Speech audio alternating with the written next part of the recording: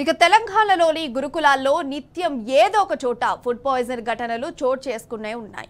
తాజాగా జయశంకర్ భూపాలపల్లి జిల్లా మొగుళ్లపల్లి మండలం కొరికిశాల కస్తూర్బా స్కూల్లో ఫుడ్ పాయిజన్ జరిగింది. ఈ ఘటనలో 20 మంది విద్యార్థులు తీవ్ర అస్వస్థతకు గురయ్యారు. భోజనం చేసిన అనంతరం తీవ్ర కడుపు నొప్పితో అవస్థపడ్డారు. దీంతో పాఠశాల సిబ్బంది ఓ ఆసుపత్రికి తరలించారు. అరకొర వసతులతో హాస్టళ్లు కొనసాగుతుండటం విద్యార్థుల అస్వస్థతకు కారణమని తల్లిదండ్రులు ఆరోపిస్తున్నారు.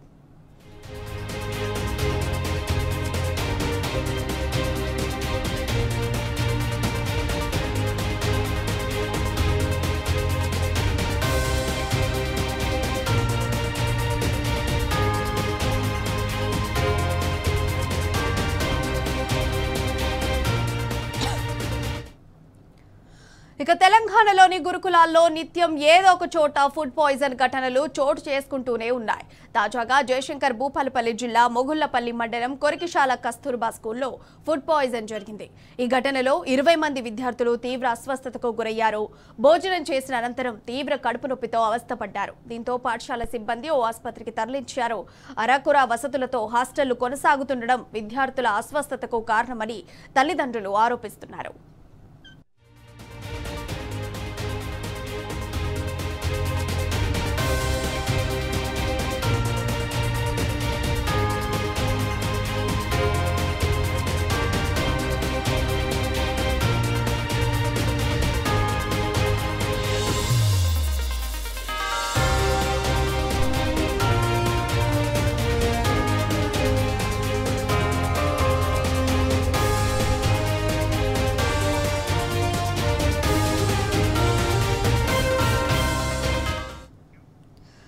ఇక తెలంగాణ గురుకులాల్లో ఏదో ఒక చోట రోజు ఫుడ్ పాయిజన్ కేసులు చూస్తున్నాం. దానికి సంబంధించిన మరింత సమాచారం మా ప్రతినిధి రవికాంత్ ఫోన్ లైన్ ద్వారా అందిస్తారు.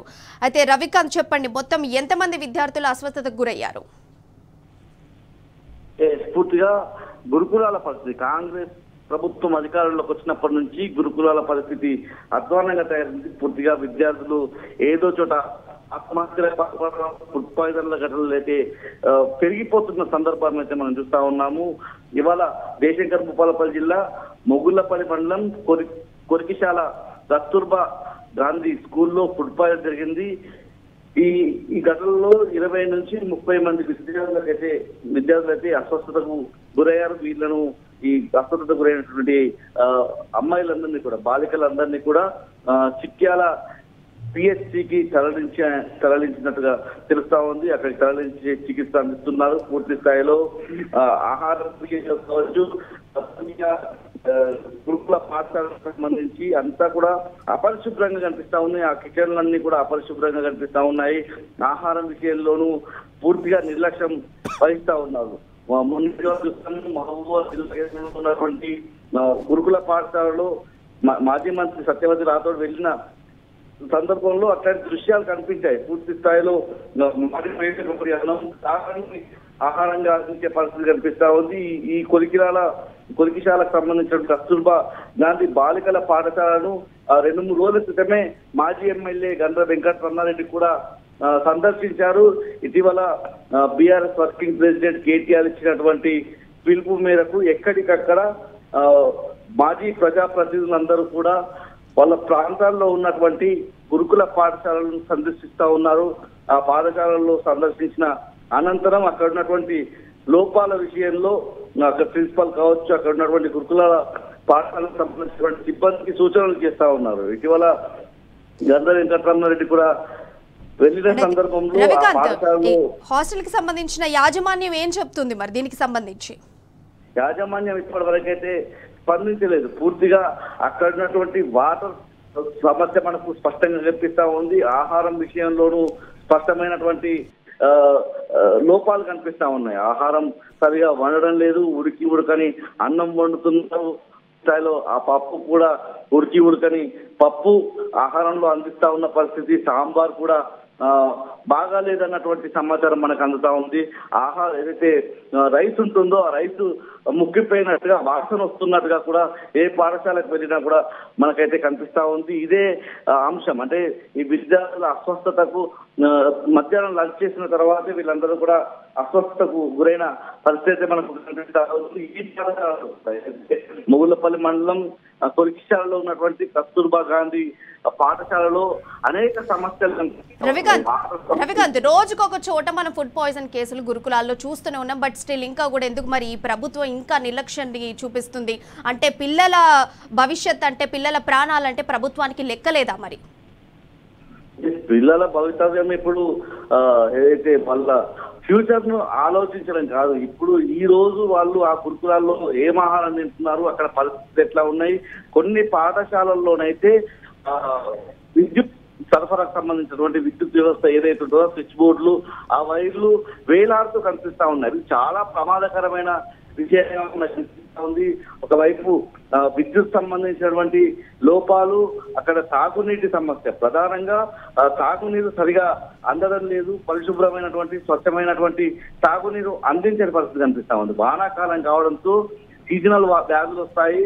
చాలా మంచినీళ్ళ విషయంలో జాగ్రత్తలు తీసుకోవాల్సి ఉంటుంది. ఆహారం విషయంలో జాగ్రత్తలు తీసుకోవాల్సి ఉంటుంది. ఉడికిన అన్నం, నీళ్ళ సాంబార్ లాంటిది పెడతా ఉన్నారు.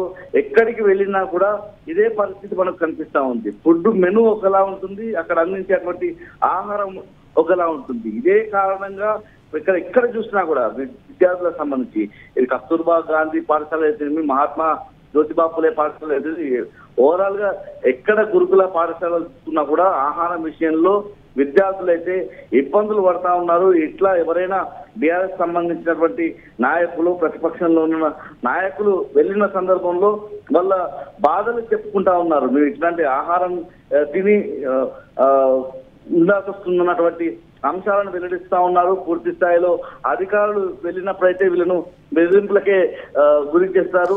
అండ్ ఇంకొకటి రవికాంత్, అక్కడికి వచ్చిన తల్లిదండ్రులు ఎవరైతే విద్యార్థుల అస్వస్థతతో హాస్పిటలైజ్డ్ అయినటువంటి స్టూడెంట్స్ ఉన్నారో వాళ్ళ యొక్క తల్లిదండ్రులు ఈ ఇష్యూని చూసి ఎట్లా రెస్పాండ్ అవుతున్నారు? ఇట్లా పిల్లలందరూ కూడా ఫుడ్ పాయిజన్ అవ్వడం ప్రాణాలకే ప్రమాదం. మరి తల్లిదండ్రులు హాస్టల్స్ గురించి ఎట్లా రెస్పాండ్ అవుతున్నారు? ఈ ఫుడ్ పాయిజన్ గురించి ఎట్లా రెస్పాండ్ అవుతున్నారు?